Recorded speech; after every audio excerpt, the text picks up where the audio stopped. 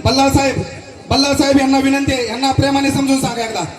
इथं कुणीही वर येण्याचा प्रयत्न करू नका. तुम्हाला विनंती दादा, विनंती. पाय पडू का महाराजांनी दत्ता महाराज आलेले. दत्ता महाराज, आपण कार्यक्रमाची जी नीव आहे, जे कार्यक्रमाचा जो आपला गरजेचं या ठिकाणी आगमन झालेलं आहे, सर्वांनी जय घोष करायचा आहे. जय श्रीराम, जय हनुमान, भारत माता की, हिंदू धर्म की जय श्रीराम.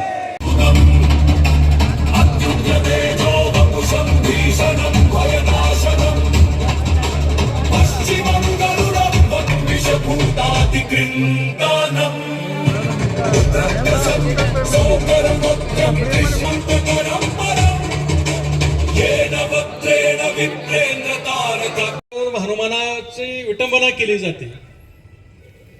ही विटंबना करत असताना ह्या विटंबनेच्या विरोधामध्ये जेव्हा आमचे हिंदू कार्यकर्ते त्या ठिकाणी विरोध दर्शवतात, तर विटंबना करणाऱ्यावरती एकच जणांवर गुन्हा आणि संविधानाच्या पद्धतीनं विरोध करणाऱ्यांवरती 6 जणांवरती गुन्हे दाखल झाले.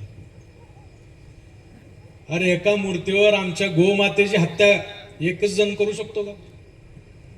तिचे तुकडे करून तिचं रक्त आणि मांस आमच्या मारुतीच्या अंगावर फासण्याचं काम एकच व्यक्ती करू शकतो का? कुठेतरी पाणी मुरतंय. प्रशासनातल्या अधिकाऱ्यांना माझं आव्हान आहे की आता हे सरकार हिंदुत्ववादी सरकार आहे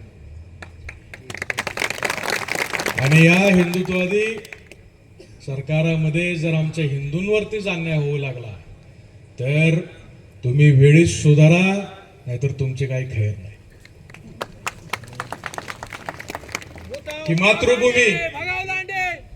ही मातृभूमी आपली आई आहे.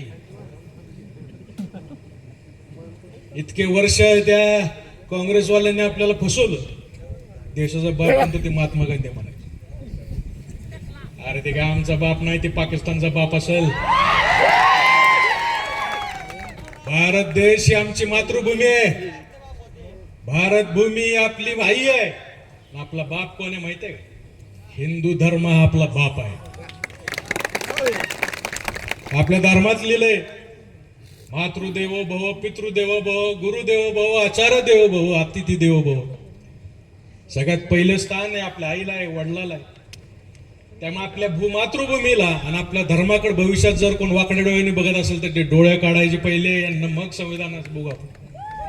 कारण ही लांडी जर आपलं संविधान मानत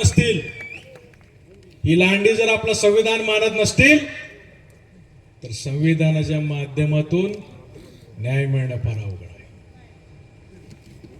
आणि म्हणून संघटित होणं याच्या काळाची गरज आहे.